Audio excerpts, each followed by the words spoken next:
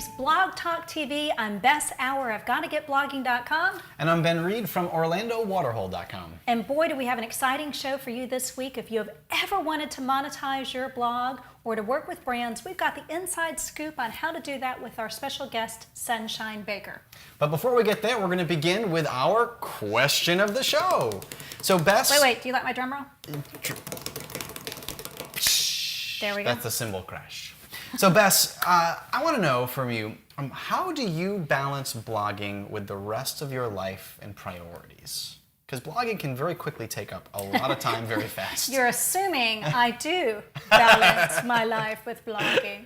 Well, so I am a mom. Fortunately, my son's almost grown now the household, but I am still a mom, still a wife. But you know what? I'm probably less busy than a lot of moms and dads and working professionals out there that take time. But how I do it, you know, I do have to find that balance. I find myself having to get into a rhythm of, I no longer work teaching school. I'm working from the home for the most part. And so I have to get in that rhythm of getting up. My alarm still goes off every morning. I get out of bed, make my tea, eat my breakfast, and then get started with my daily plan. I actually have a to-do list all the way through the week, and that kind of helps me balance. But I do take time to unplug, and that's probably the best advice anybody gave me was remember to unplug. So I've now made a habit when it gets to be nighttime, I turn off the computer, I put down my phone for the most part, and just chill for a little bit. And it kind of, you know, because we could tweet 24/7.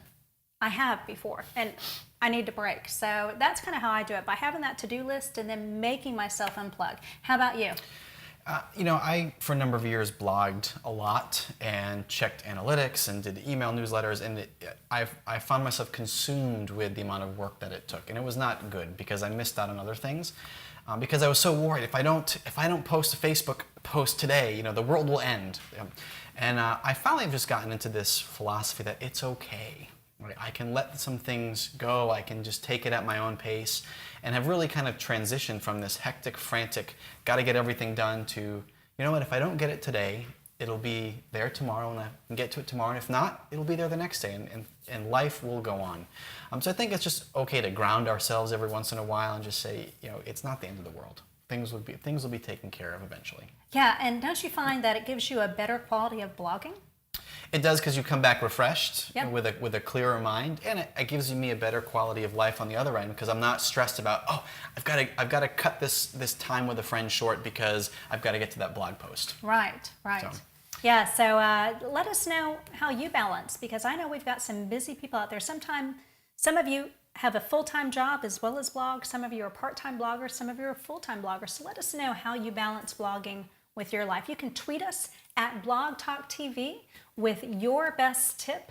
So let us know. Yeah, we'd love to find out. Yeah, definitely. So speaking of blogging full-time, I made the leap about, I'm now fully into my second year of full-time blogging.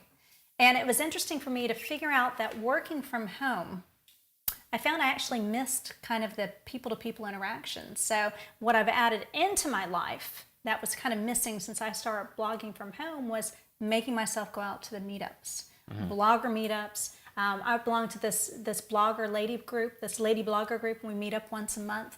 And it was important for me to reestablish some of those connections. You know, you're always like living the dream in my pajamas while blogging, but really... That is not the case. It was not the case at all. So be careful what you wish for there. So speaking of wishes, we've got Katie Widrick, not quite wish, anyway.